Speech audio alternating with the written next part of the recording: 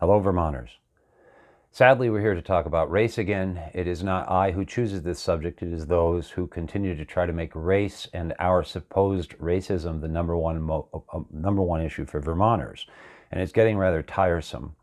But the latest, except that we white Vermonters aren't allowed to talk about race. Only those white Vermonters who are against us are. And it's kind of like with a lot of other things.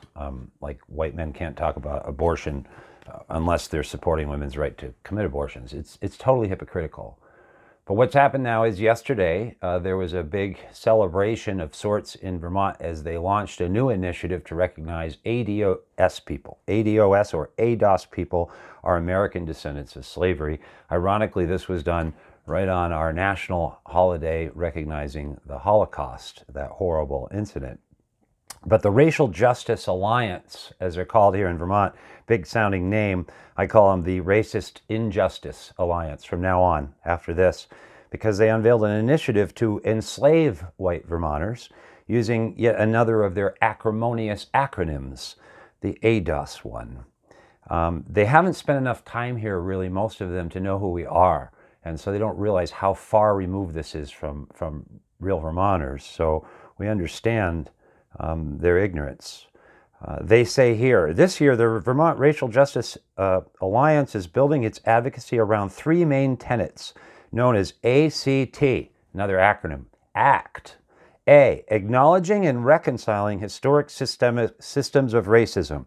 I don't know which ones you will be reconciling or what that means, but we have not accepted that Vermont is historically, systemically racist. We don't agree with that, while you use our government to say that we are. Creating new structures for American descendants of slavery, ADOS, economic and cultural empowerment. We're going to talk about why that's unconstitutional.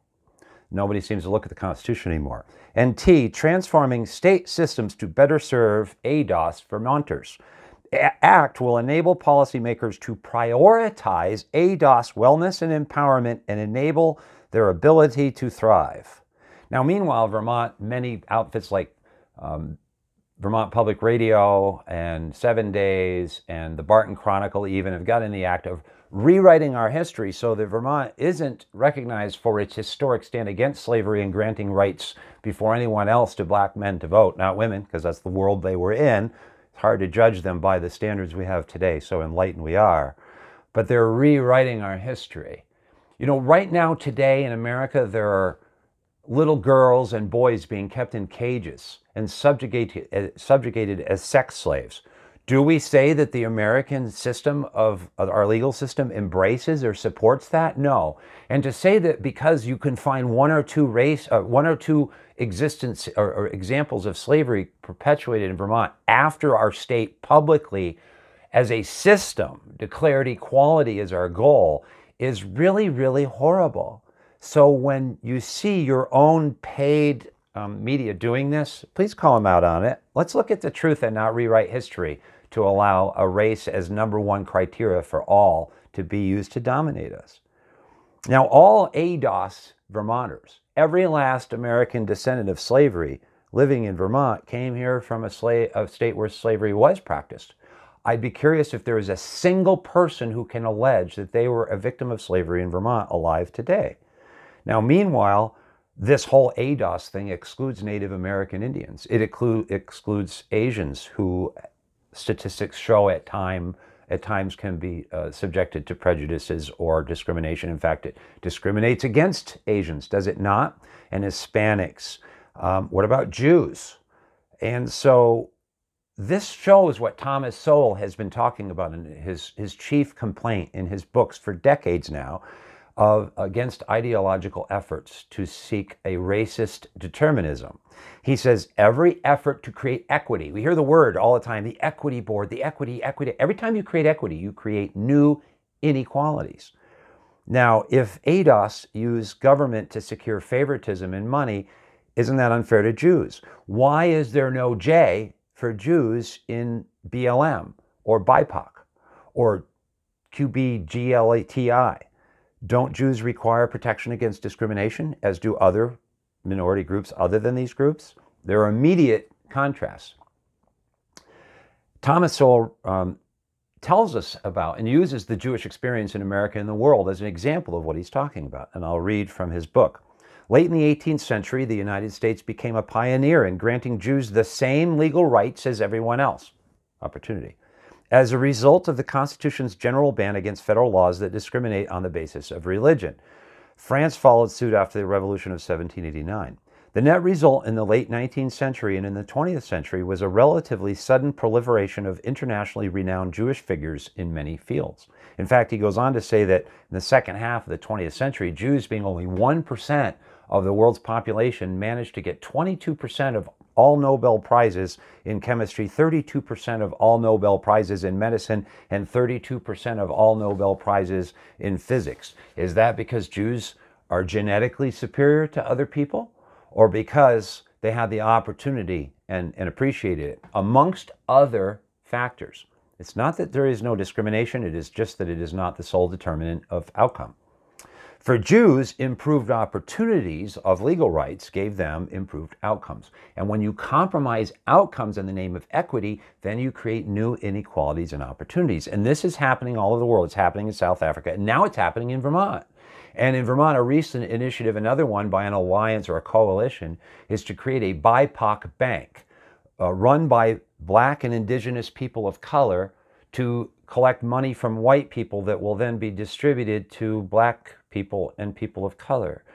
Are our banks so corrupt and racist that you need to have a separate Black people's bank?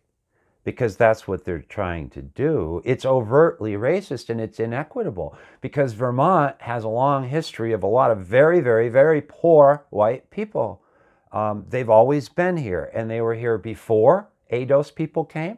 They were here while ADOS people have been here. And it's also a totally bankrupt notion that if you just throw money at the problem, you're going to solve it. Martin Luther King taught this. You're not doing anybody favors. The Jews weren't just given money, they were given opportunity. We've thrown money at the problem of racism for decades, and we've destroyed Black families. Aid to families with dependent children. There are lots of studies. There's a link in this article I'm reading. This is my most recent article on this subject. Now, the United States Supreme Court has rightly viewed such race-based reallocations of wealth with a very sharp eye. In 1978, in Regents of the University of California versus Bakke, the Supreme Court found that race-conscious measures assigned to address the effects of discrimination were as presumptively unconstitutional as was discrimination rooted in racial antipathy and the belief in racial inferiority. In other words, the solution of ADOS people is as guilty as what they're saying others have done. Isn't that common sense, and can't we see it right now, those of us who are willing to look at the facts? Subsequent decisions have affirmed this right up into the 2000s, that all racial discrimination, including against white people, is constitutionally suspect, and Vermont's governor and government has yet to be woke to existing federal law. What of descendants of the Holocaust? DOTH. We can create a moniker for them. The Holocaust was sufficiently profound, I think, 6 million people, right? And it happened a lot more recently than slavery, but insultingly, again, as I mentioned, this new idea of ADOS came out on the very day that we're supposed to be commemorating the Holocaust. Pretty insensitive. Was it on purpose? No, it was oblivious. Abenaki Indian descendants with a minuscule amount of DNA. There are no real Abenakis here anymore, I'm sad to say, but they're included in the BIPOC term, but not ADOS. Is that equitable? Is that fair? And what about intersectionality? What about, if you have a BIPOC bank, is that fair to white lesbian women, to white transgender women? How does intersectionality fit in, other than it doesn't work? It's all conflicting. The Native American Indians were born here, and were here long before many of the former slaves who arrived and are ADOS. Why do ADOS people get to invoke Native Americans to give themselves money? It's not fair. It's actually not even sane, but you keep doing it because you're showing how insane it is. Now, how do you define this new elitist group of ADOS? How do you prove that you're a member, that you have a 160-year lineage to prove you're a slave? And how much money do we inequitably transfer from white people to Black people before we have that balance of outcomes that we call equity? It does not exist. It is actually impossible to achieve. And economists and others can prove this. And you can prove it just by thinking about it. It's impossible because there's so many other variables. Now, what about if South Africans, Black South Africans, if they move here Do we Vermonters, us white Vermonters, do we owe them money for apartheid?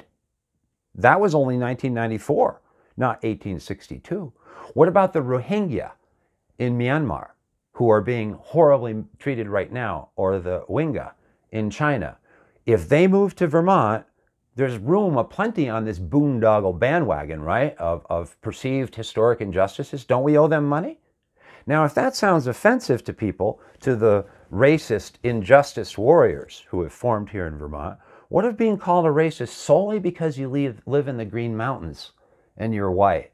Made fun of on SNL, maligned by your own media for that crime of being white. They ought to go to Poland or maybe Ireland. They should go to Ireland, very white Ireland. They must be racists. But it's deeply offensive to Vermonters whose families have been here poor for generations and generations. And if we challenge it, then we're called racists. Do you really think that's going to keep working for us? It's not working. You might as well try it on the Inuit. Go tell them how racist they are and steal their lands. Rohingya have more right to plunk down in Vermont and demand money from us than ADOS do. Why?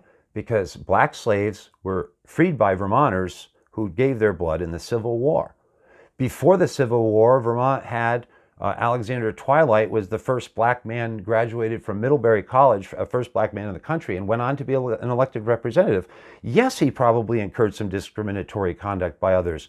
Yes, we could say that there may have been cases, I'm not aware of any, but there could have been some cases around that time of slaves in Vermont. But will we dismiss the system's effort to elevate Alexander Twilight up and the only black man elected to a legislature before the Civil War here in Vermont? That's our history. And we have an underground railroad. They're trying to rewrite that too now, like we didn't have one. You can go visit them. Of course we did. We white Vermonters were helping black people long before the Civil War and long after the Civil War. We weren't helping people who were Rohingya, and neither has BLM. So arguably, we could help Rohingya now while they're being oppressed. That would be more in keeping with Vermont's tradition and more arguably justifiable than plunking down and saying if you are an ancestor of someone who may have been a slave 200 years ago, that I owe you money, without looking at what my ancestors did. It's obscenely offensive and indefensible. It will collapse because it's a fallacy, as Sowell calls it. So Vermont's Racist Justice Alliance, not all black Vermonters, most black Vermonters are not part of any of this. And they now are trying to have their cake and eat Vermonters' cake too. And they're saying somehow we still owe them something. And we don't. And we have not heard the evidence of how we're even systemically racist. It's been abused out of police statistics. This is becoming really insulting. So get ready to defend it, because we're going to fight back. And how, so they then write yesterday, we're almost done. Speakers from the Vermont Racial Justice Alliance will call for a statewide declaration that racism is a public health emergency and a moral budget that centers ADOS in Vermont. Well, yes, we heard right at the beginning of COVID, before anything else, the statistics were being searched for, not about our economy, about how many black people were dying in Vermont. And it's very easy to manipulate those statistics. And if black people die at a higher rate than whites from COVID, then we must be racist, right? Well, no, because black people are more at risk with obesity or other things like diabetes. And then you could say, well, that's because of historic socioeconomic disparities. And that could be true, but you still have a lot of other factors, including cultural. And one fact is that if black people are less likely to take vaccines and immunizations than white people. Do you know why? Because they have a long history of being experimented on by white people with vaccines. And because the science shows that black people are much more biologically vulnerable to vaccines than white people. Do you think the pharmacies are making a racist vaccine, or could there be a biological difference between white and black people that we could actually consider as evidence before we conclude it's racist? Those who are rushing to rescue black people from COVID, are you rushing to give them the immunization that will kill them at higher rates than white people? In Vermont, more white people have died under COVID from opioids than black people have died from COVID, regardless of how you allocate those faults. That doesn't seem to be a statewide racist emergency. The statewide racist emergency is to stop the Racist Injustice Alliance and Phil Scott, who calls us white supremacists and calls our police racist, all using false statistics. And it's been going on for years. We've had enough. We're not listening to it anymore. So Vermonters, I ask you to read my article so that we can have not the moral budget of prioritizing ADOS people, but we can have the moral budget that centers all people of Vermont, because that's what we've always done. That is the goal. It's the only goal that'll work. And all the rest of this is divisive and vulgar. So we can just stay colorblind, all right? And if you don't like that term, because people don't like that term comes from Plessy v. Ferguson, an 1890s case that said separate but equal was okay. All the Supreme Court justices said that, except one of the justices, Judge John Harlan, the lone dissenting voice, said, we don't have separate but equal. We are colorblind under our Constitution. That's the only goal that makes sense. You may not like that term. Oh, that's a racist term. No, it isn't. Those who say we must be color conscious and prioritize based on race are the definition of systemic racism. And whether you're Susanna Davis or any of these other people who move here from Missouri a year ago and then tell us what a horrible experience you had down there and why George Floyd means that you have to take over Vermont, you have a little more explaining to do. You haven't persuaded anybody but yourselves. Vermonters, get informed, fight back, stand with me. I'll stand with you. Thank you.